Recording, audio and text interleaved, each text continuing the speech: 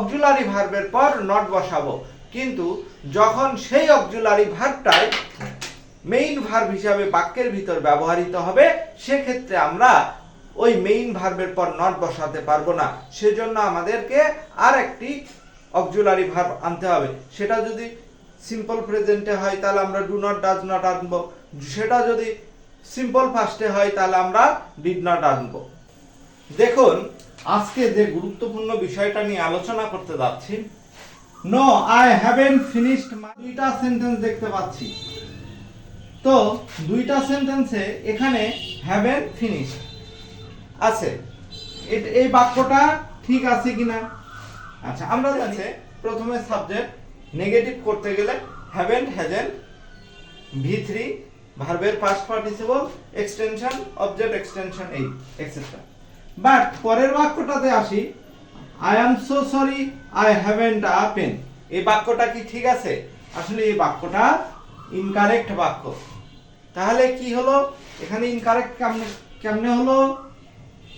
দেখেন এখানে হ্যাভেন্ট হয়েছে, এখানেও হ্যাভেন্ট হয়েছে, বাট এখানে আর এখানে হ্যাভেন্ট থাকার কারণে এটা রাইট, আবার এখানে হ্যাভেন্ট থাকার কারণে এটা রং। কেন? আমরা যে জিনিসটা জানি যে প্রেজেন্ট পারফেক্ট টেন্সে subject plus have has, negative করতে গেলে নট, হ্যাভেন, তারপরে V3 ফর্ম হয় এক্সটেনশন। কিন্তু যখন হ্যাভ হ্যাজ আমরা মেইন ভার্ব হিসাবে নেব বা প্রিন্সিপাল ভার্ব হিসাবে নেব, তখন হ্যাভ হ্যাজ এর পর কখনো নট ব্যবহার করতে পারবো না। আবারও বলি, হ্যাভ হ্যাজ যখন অক্সিলারি ভার্ব হিসাবে আমরা ইউজ করব বাক্যের ভিতর, তখন আমরা তারপরে নট বসাতে পারি, নো প্রবলেম।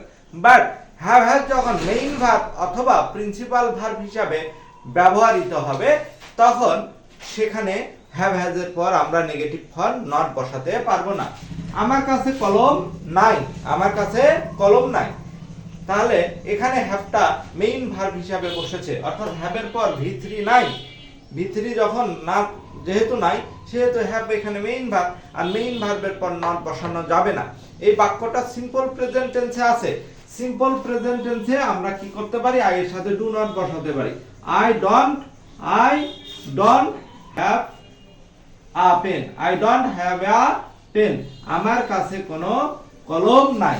নাও দেখেন এখন এই বাক্যটা কারেক্ট, বাট এই বাক্যটা wrong. Now I hope this is clear to you. আপনাদের কাছে সবার কাছে এই জিনিসটা ক্লিয়ার হয়েছে যে আমরা অক্সিলারি ভার্বের পর নট বসাবো, কিন্তু যখন সেই অক্সিলারি ভার্বটাই মেইন ভার্ব হিসাবে বাক্যের ভিতর ব্যবহৃত হবে সেক্ষেত্রে আমরা ওই মেইন ভার্বের পর নট বসাতে পারবো না। সেজন্য আমাদেরকে আর একটি অক্সিলারি ভার্ব আনতে হবে। সেটা যদি সিম্পল প্রেজেন্টে হয় তাহলে আমরা ডু নট ডাজ নট আনবো, সেটা যদি সিম্পল ফাস্টে হয় তাহলে আমরা ডিড নট আনবো। Thank you.